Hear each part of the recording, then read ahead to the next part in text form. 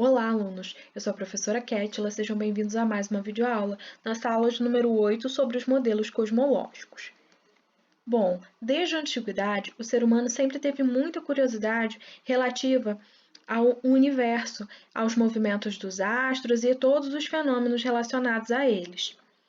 Mas hoje nós sabemos o quanto essa observação, essa curiosidade, ela foi importante para que as pessoas pudessem determinar a passagem do tempo, prever fenômenos naturais, compreender melhor as estações do ano, né, para organizar o plantio e a colheita, entender um pouco melhor os fenômenos das marés, os regimes de chuva, compreender toda aquela questão do eclipse e tudo mais.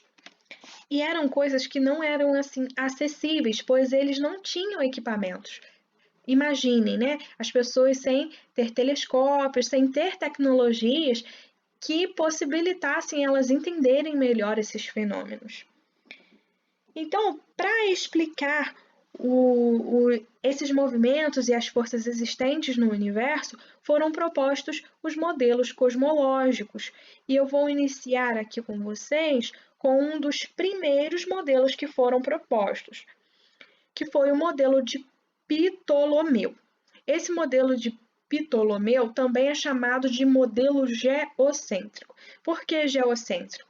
Esse modelo defendia a ideia de que a Terra estava no centro e os demais planetas, o Sol e a Lua, orbitavam ao redor da Terra.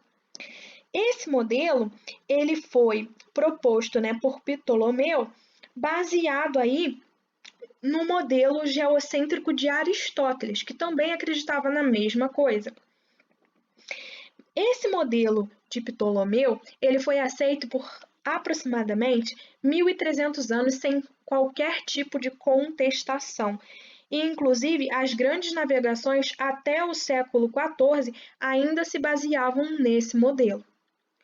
Esse modelo, ele indicava uma coisa também muito interessante, no qual essas esferas planetárias, que são esses planetas, eles orbitavam ao redor da Terra, realizando movimentos circulares sobre a própria órbita. É isso que indica esses pontilhados aqui ao redor desses planetas que eram conhecidos na época, tá bom, pessoal?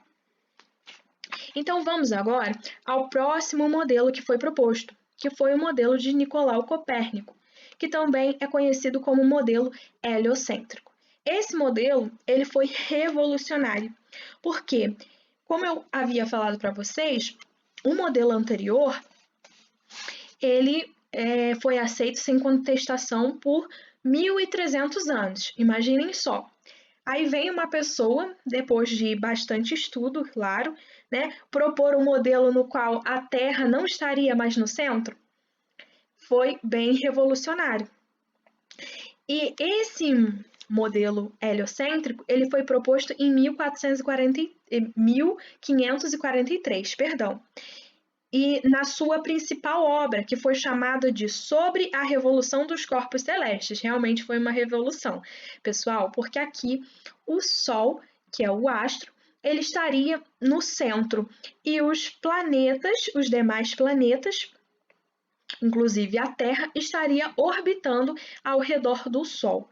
Imaginem só, isso causou uma grande desavença com a igreja da época, né, com a religião da época, porque isso tirava, então, a Terra do centro do universo. Isso foi até,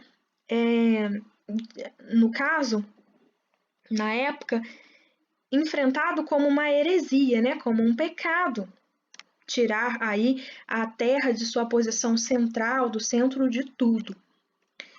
E nesse modelo, olha, os 6 modelos, os 6 planetas conhecidos até então, que eram Mercúrio, Vênus, Terra, Marte, Júpiter e Saturno, eles realizavam então um movimento circular ao redor do Sol.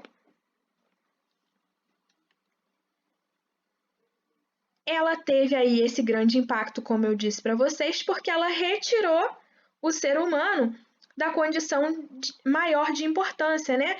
do centro do universo e acabou ficando representado dessa forma aqui. Então, aqui eu coloquei essas duas figuras só para ficar bem claro para vocês a diferença entre esses dois modelos cosmológicos, tá bom, pessoal? Anos depois, né, Giordano Bruno, ele compartilhava dessas mesmas ideias do modelo heliocêntrico. Então, ele defendia essa questão de o Sol estar no centro. E outra coisa bem importante que não havia nos modelos anteriores, ele propôs que o universo não tinha limite, que era infinito. E antes acreditava-se que o universo ele era finito, que era só aquela parte ali, não tinha nada mais além daquilo ali. Mas isso aconteceu no período da Inquisição, então ele foi considerado um herege e acabou sendo condenado à morte na fogueira, tá, pessoal? Por causa de apoiar essa ideia. Em 1610, Galileu Galilei teve a notícia da invenção da luneta e ele acabou adquirindo esse equipamento para si e o aperfeiçoou e começou a utilizar esse equipamento para a observação dos astros. Olha só que ideia maravilhosa, né? E com isso ele fez descobertas extraordinárias, pessoal. E essas descobertas, elas abalaram o modelo geocêntrico. Dentre as coisas que ele descobriu, se destacam algumas, tá? Então ele descobriu que Júpiter tinha 4 luas girando em torno de si. E isso seria impossível, já que o modelo geocêntrico, ele dizia que tudo tinha que girar em torno da Terra. E a mais importante descoberta de Galileu foi que Vênus tinha fases, ele possuía fases, né? Como a Lua. E isso só ia ser possível se Vênus girasse ao entorno do Sol e não ao entorno da Terra, como era proposto pelo modelo geocêntrico. E ele também provou que a física de Aristóteles estava errada. Sabe o que ele fez? Ele subiu na Torre de Pisa com 2 objetos, um mais pesado e outro mais leve. E de lá de cima, ele soltou esses objetos. E eles chegaram aproximadamente no mesmo tempo no chão. E isso foi aí contra, né, a teoria de Aristóteles, que dizia que o objeto mais pesado ele alcança o solo primeiro. Mas esse experimento, né, de Galileu, ele só estaria completamente correto, pessoal, se não houvesse a influência do ar atmosférico. Então, em 1971, aconteceu uma coisa muito bacana, porque o astronauta americano David Scott, ele replicou o experimento de Galileu Galilei. Ele pegou uma pena e um martelo e soltou os dois ao mesmo tempo, lembrando a vocês que na Lua não tem atmosfera, ou seja, não tem influência do ar atmosférico. Então, vamos conferir o que aconteceu, como que esse experimento funcionou, se aconteceu como Galileu Galilei disse, hein?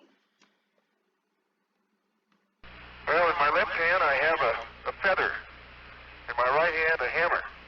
And I guess one of the reasons we got here today was because of a gentleman named Galileo a long time ago, who made a rather significant discovery about falling objects in gravity fields.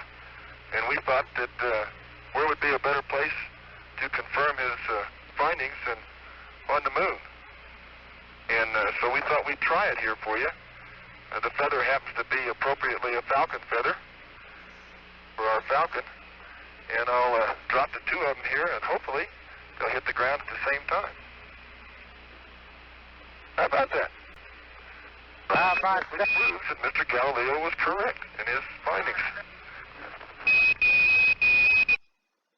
Bom, pessoal, o mundo inteiro conseguiu assistir aí o martelo e a pena alcançando o solo ao mesmo tempo, porque essa transmissão ela foi transmitida via satélite aqui para todas as pessoas que estavam no planeta Terra. E foi incrível poder provar, então, o que Galileu Galilei disse há muitos anos atrás, né?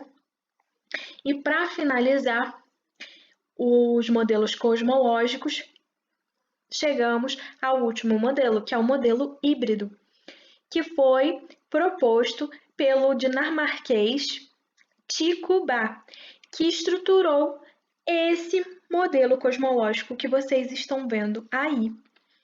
Tycho Brahe, ele tinha à disposição deles instrumentos astronômicos, porque ele recebeu do rei dinamarquês, lá bem antes, né, um financiamento para construir um observatório.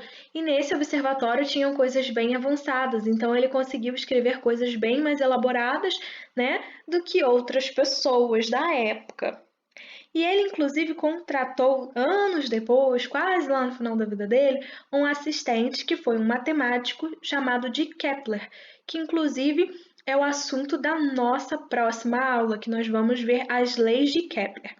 Então, é bem interessante essa relação entre Tycho Brahe, esse astrônomo dinamarquês, e o matemático Kepler. Então, tudo vai estar apoiado em cima dessa aula que está quase se encerrando aqui, tá? Então, vamos lá para observar como que era esse modelo híbrido, né, de Tycho Brahe. Ele não acreditava no modelo heliocêntrico e nem tanto assim no geocêntrico. Então, ele formulou esse modelo aqui, no qual os planetas giravam em torno do Sol, tá? Como a gente pode ver aqui esses pontinhos, e o Sol e a Lua giravam em torno da Terra. Então, por isso que foi chamado de modelo híbrido, é um modelo misto, que mistura o modelo geocêntrico com o heliocêntrico. Ok, pessoal? Agora eu vou pedir para que vocês façam os exercícios da seção Atividades da página 6 do livro didático e também que vocês façam os exercícios da seção Modelos Cosmológicos das páginas 5 a 7 do livro de atividade. Um abraço, bons estudos e até a próxima aula!